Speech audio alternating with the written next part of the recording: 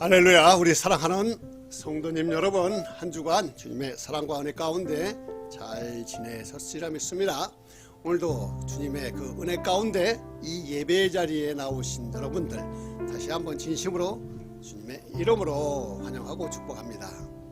자, 오늘 우리가 이 말씀 속에서 우리의 삶을 이끄시는 그 하나님의 그 인도하심을 함께 발견하는 시간 되기를 주님의 이름으로 축원드리고, 오늘 우리가 함께 나눈 말씀은 뭐냐?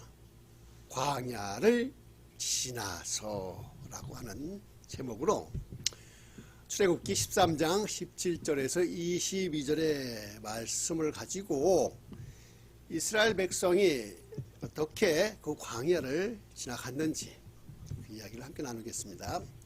자, 이스라엘 백성들이 애굽을 탈출한 후에 하나님께서는 그들을 가나안 땅까지 어떻게 인도하였는지를 잘 보여주는 아주 중요한 본문이에요. 그렇기 때문에 본문 특히 21절을 보시면 이렇게 기록되어 있지요. 그것은 뭐냐? 여호와께서 그들 앞에서 가시며 낮에는 구름 기둥으로 밤에는 불 기둥으로 그들을 인도하여 주시니. 자, 이 말씀은 단순한 그냥 기록이 아니에요. 그것은 뭐냐? 이스라엘 백성들이 가는 그 길에 누가 함께 지금? 주님이 그것도 먼저 가시면서 이스라엘 백성들을 위해서 낮에는 무슨 기둥? 그리고 밤에는 불기둥으로 그들 앞에 내가 지금 너와 함께 간다라는 것을 보여준다라는 겁니다. 즉 이것은 우리가 인생을 살아가면서 우리가 어떠한 길을 가야 할지 또는 어떻게 걸어가야 할지 모를 때에 이 말씀처럼 하나님이 우리와 함께 가시면서 우리를 뭘로? 불기둥과 구름기둥으로 인도하여 주신다는 것을 확실하게 뭘로 해요? 말씀으로 보증받는 그러한 중요한 말씀인 것입니다. 자, 그래서 오늘 이 설교를 세 가지로 크게 나눠서 살펴보면, 첫 번째 뭐냐? 하나님의 그 인도하심은 즉시 하는 게 아니라 뭐냐? 과정이라고 하는 것입니다. 즉 우리가 믿음 생활 할 때에 보시면 그 이스라엘 백성들 봐요. 애굽을 나온 후에 곧바로 가나안 땅에 들어갔나요? 아니지요. 하나님은 이스라엘 백성들을 블레셋 사람의 길로 곧장 보내지 않으셨어요. 오늘 본문 17절을 보시면 가까운 길, 즉 아주 빨리 갈 수 있는 길도 있었지만 전쟁이 날까봐 그 길을 피하게 하셨다라고 말씀하고 있습니다. 자, 우리도 그런 경험이 있어요. 그것은 뭐냐? 우리가 어떠한 계획을 세우고 하나님 앞에 이 계획을 위해서 기도를 했는데 생각지도 않은 일들이 생기면서 일이 빨리 풀리지도 않고 또 뭐예요? 오히려 그 일이 우리가 돌아가는 길을 이렇게 돌아가게 하는 그러한 일들이 있을 때가 있습니다. 여기에 우리는 뭐예요? 그럴 때 우리가 어떻게 생각합니까? 하나님, 왜 우리를 이렇게 힘들게 돌아가게 하시나요? 라고 하나님 앞에 물어볼 수도 있어요. 왜? 우리 생각에는 분명히 빠른 길이 있다 없다? 있을 수 있기 때문에 그래요. 이번 주도 보시면 우리가 생각을 해보면 이제 이번 주에 스쿨가 끝나면 우리가 그 집에 들어가서 일을 시작할 수 있겠구나 했는데 일이 이상하게 밀려가지고 그 바쁜 날 이 일도 걸리고 저 일도 걸리고 해가지고 오히려 우리 생각에는 이렇게 빨리 안 되고 돌아가나.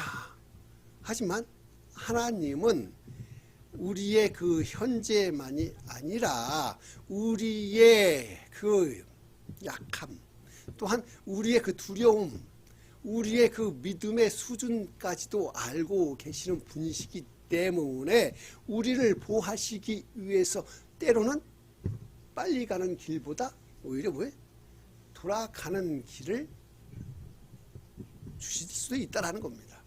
즉 하나님은 우리를 즉시 무엇이 이루어지게 하는 게 아니라 어떠한 과정을 통과함으로 해서 우리를 어떻게 더 단단하게 다듬고 준비시킬 때가 있다라는 거 기억하시기 바랍니다. 자, 어떤 청년이 있었어요.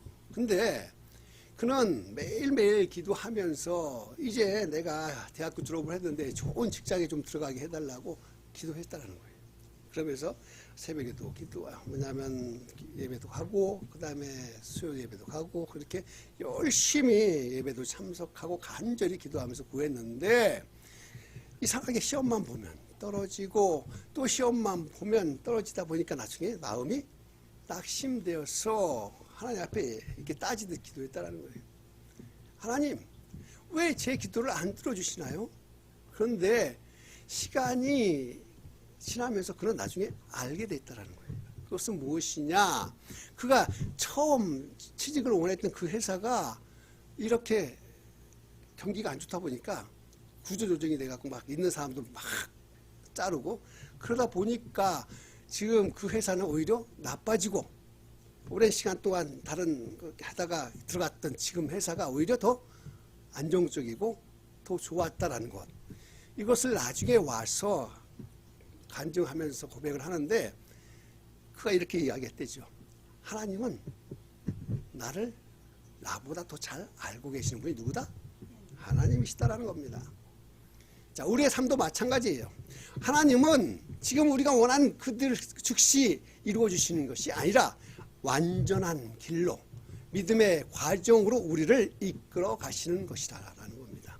그러니 지금 혹시라도 내가 돌아가고 있다고 낙심하지 마십시오.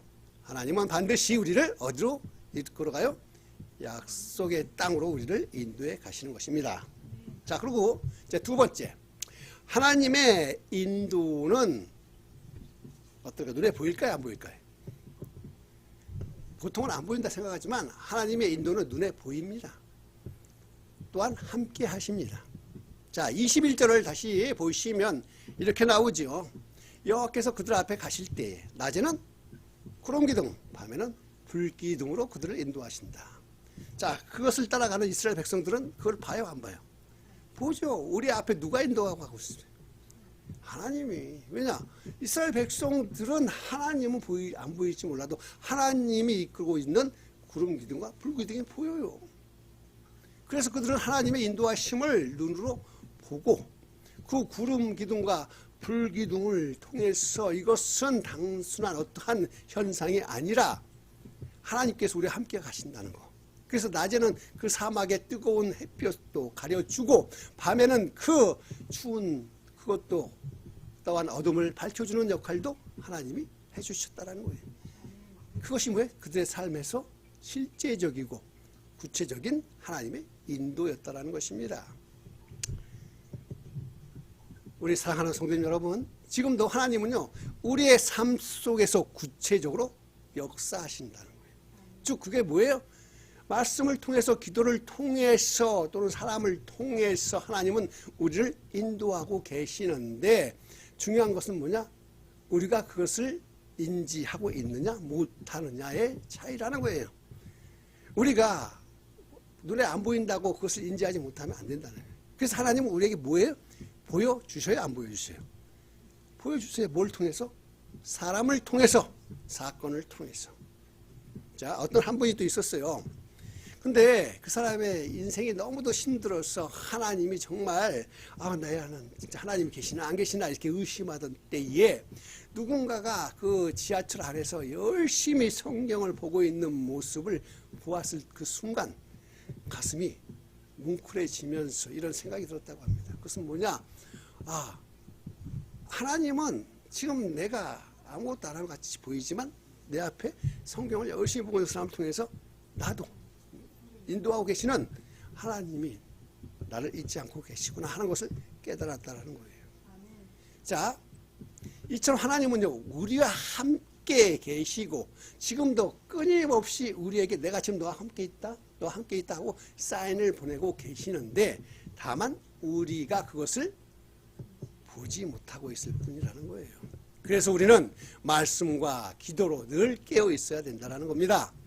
그래서 그럴 때 하나님의 구름 기둥과 불 기둥이 우리의 삶에서 보이기 시작하는 것입니다. 아멘.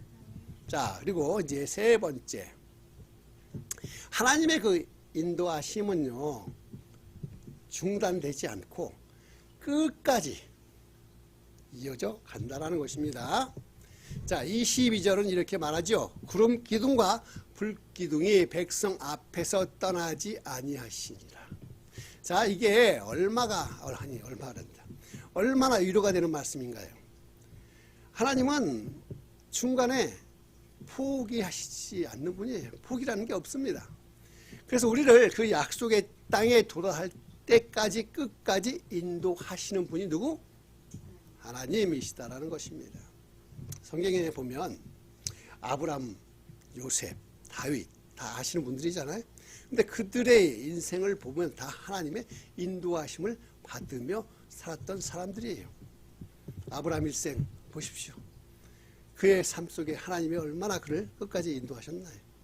또 야곱, 요셉, 다윗, 그들의 길이 정말 다 평안한 길이 아니라 수많은 실패와 어려움과 고난이 있었어요. 하지만 하나님은 끝까지 그들을 포기하지 않으시고 마침내는 그들을 인도하셨다라는 것입니다. 어떤 우리가 알고 있는 암 환자가 있었어요. 그는 정말 신앙생활을 오래 했지만 암 진단을 받고 나서 그만 절망에 빠지고 말았습니다. 그런데 그가 고난 중에도 하나님 앞에 이렇게 고백을 했다라고 해요. 하나님은 내가 이 병원에서 이렇게 아파서 병원 침대에서 꼼짝 못하고 있을 때도 하나님은 나를 떠나지 않으셨다라고요.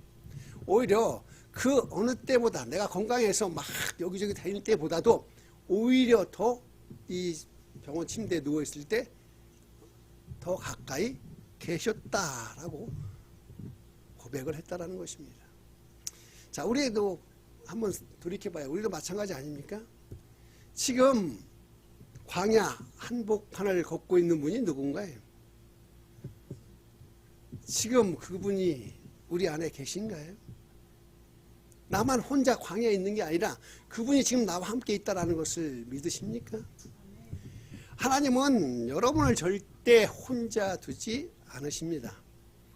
매일의 삶 가운데 또한 오늘도 내일도 하나님은 여러분과 함께 어디까지요? 끝까지 우리의 인생 마감해서 주님이 계시는 저 천국에 올라갈 때까지 주님은 우리와 함께 동행하신다는 거 믿으시면 예.